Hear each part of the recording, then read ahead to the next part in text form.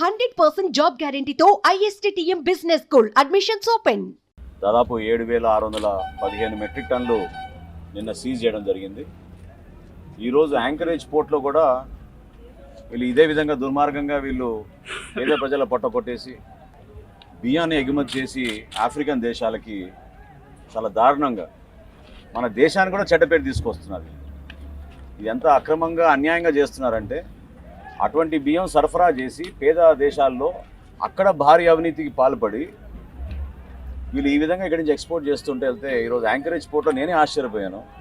ఈ ద్వారంపూడి కుటుంబం మొత్తం కాకినాడ పోర్ట్ని కబ్జా చేసి అడ్డాగా చేసి యాంకరేజ్ పోర్ట్ని ఉపయోగిస్తున్నారనేది పుంకాలుగా మనం మీడియా సోదరుల ద్వారా చదువుతూనే ఉన్నాం, చూస్తూనే ఉన్నాం. కానీ ఈరోజు మేము సందర్శించినప్పుడు ప్రధానంగా అశోక ఒకటి, తర్వాత H1 ఒకటి, ఈ రెండిట్లో కూడా తనిఖీలు చేసినప్పుడు పబ్లిక్ డిస్ట్రిబ్యూషన్ సిస్టంలో ఉండాల్సిన బియ్యం ఇక్కడ ఆధారాలతో సహా మాకు దొరికింది. సో 2,800 మెట్రిక్ టన్నులు అశోకాలో అయితే H1లో 2,500 మెట్రిక్ టన్నులు, అంటే 5,300 మెట్రిక్ టన్నులు ఈరోజు ఉదయం ఈ తనిఖీలో మేము సీజ్ చేసాం. పోర్ట్ అధికారి గారు కూడా నేను రిక్వెస్ట్ చేశాను షిప్పింగ్ మొత్తం ఆపేయమని. ఖచ్చితంగా ఇంకా లోతుగా తనిఖీలు చేయాలి.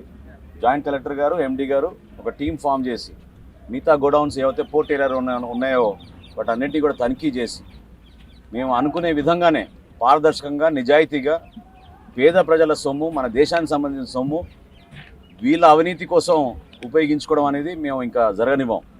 ఎట్టి పరిస్థితుల్లో కూడా ఈ వ్యవస్థ మార్పు కోసం నిజాయితీగా పనిచేసే వ్యక్తుల్ని ముందుకు తీసుకొచ్చి జాగ్రత్తగా పారదర్శకంగా ఈ ప్రాంతంతో మొదలుపెట్టాం.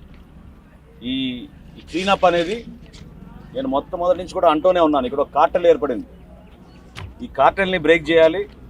సమయం పెట్టినా పర్లేదు, ఎంత కష్టమైనా పర్లేదు, ప్రతి గోడౌన్లో వెళ్ళి మేము చెక్ చేస్తాం. PDS రైస్ ఎక్కడైతే పేద ప్రజల కోసం డిస్ట్రిబ్యూషన్ కోసం రాష్ట్ర ప్రభుత్వం నుంచి ఇంత ఖర్చు చేసి మేము వెచ్చించి క్షేత్రస్థాయిలో అందిస్తున్నామో కార్డుదారులకి లబ్ధి కలగడం లేదు, అక్కడ రైతుకి అన్యాయం జరుగుతోంది. ఆ పరిస్థితి రాకుండా చూడాల్సిన బాధ్యత మా అందరిపైన ఉంది. ఖచ్చితంగా నెక్స్ట్ ట్రిప్లో నేను వచ్చేటప్పటికి ఈ ఏరియా మొత్తం క్లీనప్ చేసి యాంకరేజ్ పోర్ట్ కూడా డైరెక్ట్గా వెళ్ళి సందర్శించి ఇంకా తీసుకోవాల్సిన సమాచారం తీసుకుంటున్నాం. పోర్ట్ అధికారులు కూడా కొంచెం అప్రమత్తం అవ్వాల్సిన అవసరం ఉంది. ఎందుకంటే ఎవరేం తీసుకొచ్చి స్టాక్ చేశారో మాకు సంబంధం లేదనే విధంగా వాళ్ళు మాట్లాడుతుంటే అది మేము ఊరుకోవాలి. అందరం బాధ్యత తీసుకోవాల్సిందే. సో అధికార యంత్రాంగం అంటే అందరం సమిష్టిగా ప్రభుత్వం నుంచి ప్రతి డిపార్ట్మెంట్ కూడా దీంట్లో బాధ్యత తీసుకోవాలి.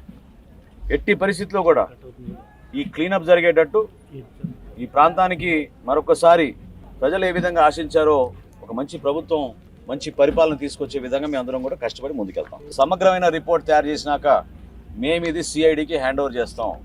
ఒక నిర్ణయం తీసుకుని రాష్ట్ర ప్రభుత్వం తరఫున నిర్ణయం తీసుకుని చేస్తాం. తప్పకుండా మాకున్న అనుభవం, అవగాహనతోటి చాలా క్లియర్గా అర్థమైంది. వీళ్ళు PDS రైస్ని దారి మళ్లిస్తున్నారు, అన్యాయంకి పాల్పడుతున్నారు, అవినీతికి పాల్పడ్డారు. 100% వీళ్ళపైన క్రిమినల్ కేసెస్ పెట్టి ముందుకెళ్తాం. సుమన్ టీవీలో మీ పర్సనల్ అండ్ బిజినెస్ ప్రమోషన్స్ కోసం కింది నెంబర్కి కాంటాక్ట్ చేయండి.